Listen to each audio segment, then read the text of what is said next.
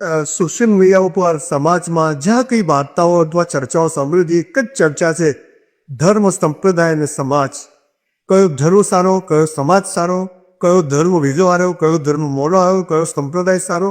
આમાં ને આમાં એક સામાન્ય માણસ એની જિંદગી પૂરી કરી નાખે અને જે મૂળભૂત પ્રશ્ન છે એની તરફ ધ્યાન જ જતું.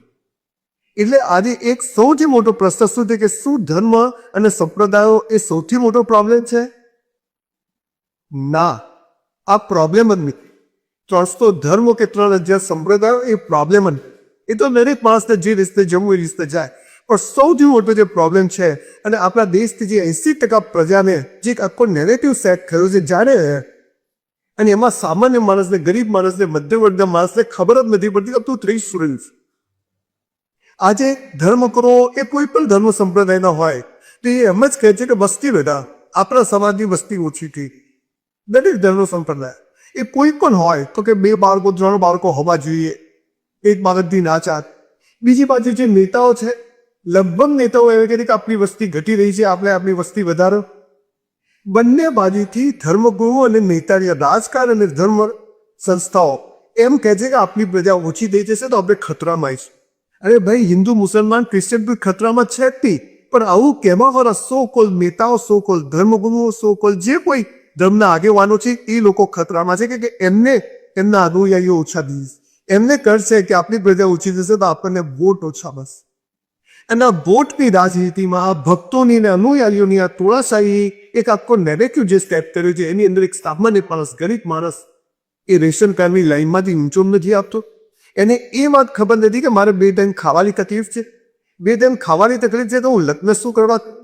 હું મારી પત્નીને મારા ઘરે લાવું છું, પણ એને એક સારું મહિનામાં પિક્ચર નથી બનાવી શકતો, 2 ટાઈમ સારું ખાવા નથી, મહિનામાં એકવાર કોઈ હોટલમાં જમવા નથી જઈ શકતો, તો હું લાદીઓ શું કરવા લાવું? બાળક શા માટે પહેલા? સમાજની પ્રેશર હોય છે કે નહીં, બાળકો તો જોઈએ, કમાવાના ઠેકાણા નથી, અને હસબન્ડભાઈ 2, 3, 4 બાળકો થઈ ગયા.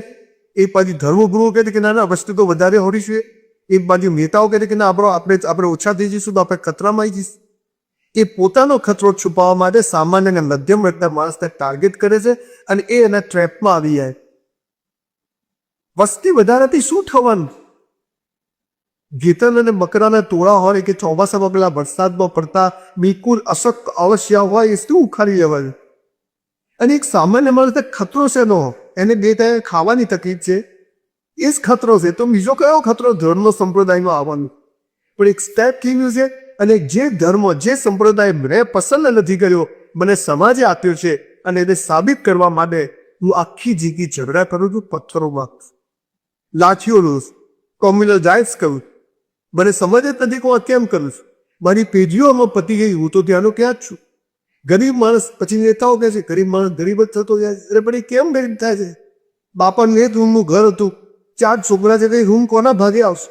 એના ઝઘડા ચાલે. 4 ભાઈઓ પોતાનું ઘર ઊભું કરે એવી તાકાતવાળા લોકો પેદા કરવાનું શિક્ષણ, એવા સંસ્કારો, અને એ તાકાતને બદલે આખી ગાડી બીજા પાટે છે. મૂળ ગરીબ અને મધ્યમ વર્ગના માણસને સમજવાની એવું છે કે મારે વસ્તી વધારવાની જરૂર નથી, મારે સંસ્કારોની, મારે પૈસા કમાવાની જરૂર છે, મારે શિક્ષણની જરૂર છે, મારે ટેકનોલોજીનો ઉપયોગ કરવાની જરૂર છે. આજે આખી દુનિયા માની લો કે બધા હિન્દુ થઈ ગયા, બધા મુસલમાન થઈ ગયા, બધા ક્રિશ્ચન થઈ ગયા, ગરીબ માણસને મધ્યમ વર્ગને શું ફરક પડવાનો? કોઈ જ ફરક નથી પડવાનો. પણ આ બધું ચાલે છે અને બધા ખતરામાં છે એવો ભાવ ભય કરી અને આ દેશની વસ્તી વધે છે. અને આ વસ્તી વધારો એ જ સૌથી મોટો આ દેશ માટે અત્યારે પ્રશ્ન છે. ગંદકી, ટ્રાફિક સેન્સ નહીં, કોઈ પણ જાતની મેનર્સ નહીં, અને આવા લોકોનો એ બહુ મોટો જથ્થો તૈયાર થયો છે. અને જે બાકી બધા લોકોને જે સારા લોકો છે કે બધું લડી રહ્યું છે. તમે વિચાર કરો, વર્ષો પહેલા, હજારો વર્ષો પહેલા બ્રાહ્મણો કેટલા હતા? એમણે શાસ્ત્રોની રચના કરી. આજે કોઈ લગભગ કોઈ એક શાસ્ત્ર લખી ન શકે. તમે અરે બીજી બધી વાતો છો, તમે આપણા વડાપ્રધાન શ્રી નરેન્દ્રભાઈ મોદી, એમના મોદી સમાજના તો સમાજ કેટલો એ ટોપ પર બેઠા. આપણા શક્તિશાળી ગૃહમંત્રી અમિતભાઈ શાહ, વૈષ્ણવોના દર કેટલા? તો જે આપણે એમ કહીએ કે જેની બહુમતી હશે કે લોકશાહીમાં ઉપર પહોંચશે, એવું તો થતું નથી. મૂળ વાત એ છે કે તાકાતવર બનવું પડે, શક્તિશાળી બનવું પડે, અને તો જ માણસ ઉપર પહોંચી શકે છે. ટોળાથી ઉપર પહોંચી શકતો નથી. આપણને જે પ્રોબ્લેમ આવે, આપણે ધર્મગુરુ પાસે જઈશું, એ આપણને આશીર્વાદ આપશે, આપણે ભગવાનની પ્રાર્થના કરવાનું કહેશે, બીજા બધા રસ્તાઓ બતાવવાનું કહેશે. આપણે નેતાઓ પાસે જઈશું તો આપણે ચિઠ્ઠીઓ લખી આપશે, જેના માટે આપણે ફરે જઈશું. તો આપણે આ બધામાં પડવાને બદલે હું એક ભારત પેદા કરું પણ એ સિંહ બચ્ચું પેદા કરું એવું કેમ ના કરીશું? આપણે કોઈની ફેવર અનફેવરની વાત નથી, પણ તમે ઇઝરાયલ જુઓ, યહૂદની પ્રજા જુઓ. હિટલરે લગભગ શોધીને બધું પૂરું કરીને આપી એ પ્રજા ફરીથી પાછી એ શૂન્યમાંથી સર્જન કર્યું. અને આજે તમે જો આજુબાજુ બહુમતી ધરાવતા કેટલા બધા દેશો છે, પણ કોઈ એની સાથે બાદ ભીડ શકતું નથી, કેમ કે તાકાતો છે, એ શક્તિશાળી, એ માસમાં નથી ક્લાસમાં છે. એટલે આપણે બધાએ ભારતીયોએ એ નક્કી, તમે જુઓ ચાઇના, એમને ટેકનોલોજીનો ઉપયોગ કર્યો, આજે ક્યાં પહોંચી ગયું આપણાથી 50-100 વર્ષ આગળ છે. ભલે આપણે ગમે તેવી વાતો કરી, એક માણસ કામે લાગી ગયો છે, ત્યાં કોઈ નાત જાત ધર્મ સંપ્રદાયની વાતો કરી કહ્યું એટલે સીધા અંદર. આપણે સવાર પડે ને સોશિયલ મીડિયા, ન્યૂઝપેપર બધામાં આ જ વાતો હોય છે. અને સામાન્ય માણસ પાનના ગલ્લા ઉપર હોય કે ક્રિકેટ મેચ જોતો હોય, ક્યાંયથી હોય કે પોતાના ધંધા કે આ વાત કરે કે આ સમાજ આવો છે, આ સમાજ આવો છે, આ સંપ્રદાય આવો છે, આમાં તો ઝઘડા છે, આમાં તો આવું છે, આના માઇનસ પોઈન્ટ છે, આના પર. અરે આપણે આપણી લીકી મોટી કરીએ, આપણે કોઈની લીકી ભૂસવાની શું જરૂર છે? 10,000 વર્ષ પહેલા સનાતન સંસ્કૃતિમાં જે કઈ વાતો કહી એ બીજા ધર્મોએ કહી. આજે બીજા જે કઈ ધર્મોમાં સારી વાત છે તે આપણે સ્વીકારીને ચાલીએ. તો પ્રોબ્લેમ ક્યાં છે? પ્રોબ્લેમ ત્યાં છે કે આપણને ખબર જ નથી કે આપણને સતત આ નાત જાત ધર્મ સંપ્રદાયના નામે કેમ વેચવામાં આવે છે કે આપણે બંને લોકો માટે કમાવું દીકરા છીએ. અને જે માણસો આ સમજી ગયા એ લોકો એમાંથી બહાર રહીએ. હું પણ ગરીબ હતો, 2 ટાઈમ ખાવાની તકલીફ હતી, પણ કોઈ દિવસ બીજી કોઈ વાત વિચારી નથી. માત્ર એક જ વાત કે પૈસો કમાવો. આજે લોકોને 20,000 રૂપિયા કમાવાના ઠેકાણા નથી અને લોકો ધર્મ સંપ્રદાયની નેતાઓની વાતોમાં આવી જાય છે અને પછી એના માટે ઝઘડાઓ કરવા માટે ઊભા થઈ જાય.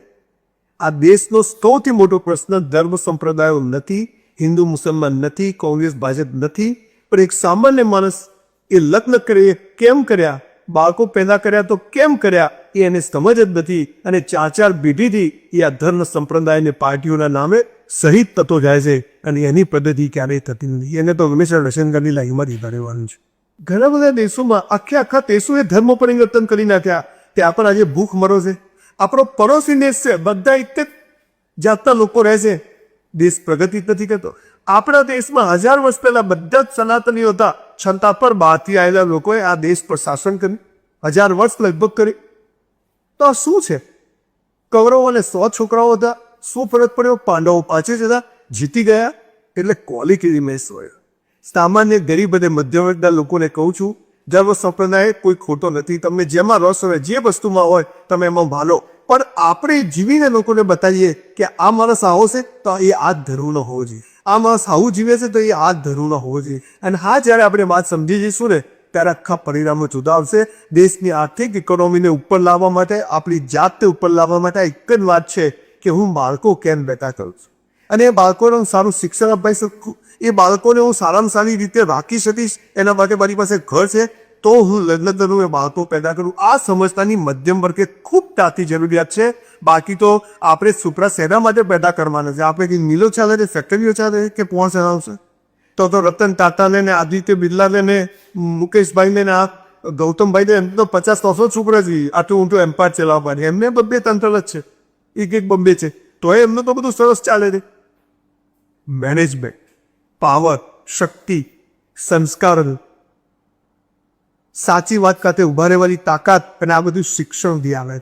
જ્યાં સુધી શિક્ષણ નહીં આવે, સ્કિલ નહીં આવે જીવનમાં, ત્યાં સુધી તમે ગમે તે ધર્મ સંપ્રદાયમાં માનો, તમારી સ્થિતિમાં કોઈ જ ફરક પડવાનો નથી. અને એક બાજુ ધર્મગુરુઓ તમારું શોષણ કરશે અને એક બાજુ નેતાઓ તમારું શોષણ કરશે. તમારે તો ત્યાં જ રહેવાનું છે. એટલે જાગવાની જરૂર છે, માનવાની નહીં પણ જાણવાની જરૂર છે કે આમાં સાચી વાત શું છે. ફરીથી એકવાર, આ દેશ માટે ધર્મ સંપ્રદાયો પ્રશ્ન નથી, ખરો પ્રશ્ન છે ગરીબ અને મધ્યમ વર્ગનો માણસ સમજ્યા વગર લગ્ન કરે છે, સમજ્યા વગર બાળકો પેદા કરે છે, કેપેસિટી વગર બાળકો પેદા કરે છે અને પછી કહે છે કે સરકાર બી કરતી હોય. સરકાર ક્યાંથી કરે? ધર્મગુરુઓ ક્યાંથી કરે? બધાને પોતપોતાનો સ્વાદ છે. એવા સમય એક સામાન્ય માણસની જિંદગી સામાન્ય જન્મે છે, સામાન્ય પતિ જાય છે. જાવાની યુગ છે.